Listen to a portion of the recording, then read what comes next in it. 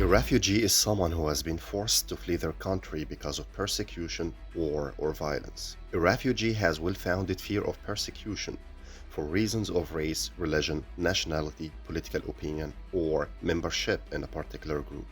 At the present time, there are about 25 million refugees worldwide.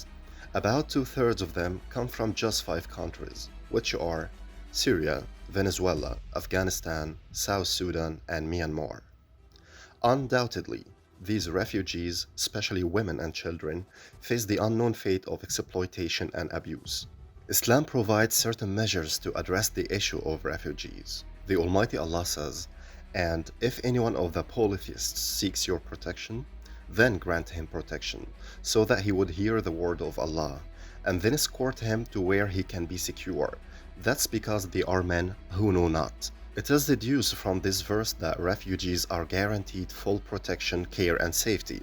The glorious Quran also lays down certain rules and regulations as to the right of asylum. For example, verse number 9 of Al-Hashr chapter reads, "Those who came to the city and to faith before them, love those who take refuge with them, and don't feel for themselves any need for what's given to them, and give them preference over themselves even if they are indigent." This verse provides 3 general rules that govern the treatment of refugees and asylum seekers as follows.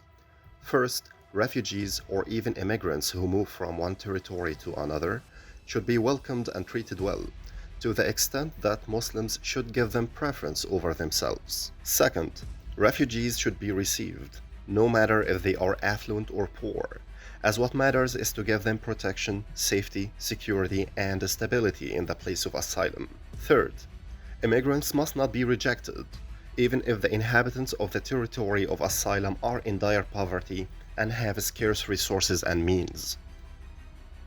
As a matter of fact, Islam severely condemns those who force people to leave their homelands in this way, or deprive them of their basic rights, including the right to freedom of faith. Allah says, "And remember when we took your covenant that you would neither shed each other's blood nor expel each other from their homes, and you gave your pledge and bore witness."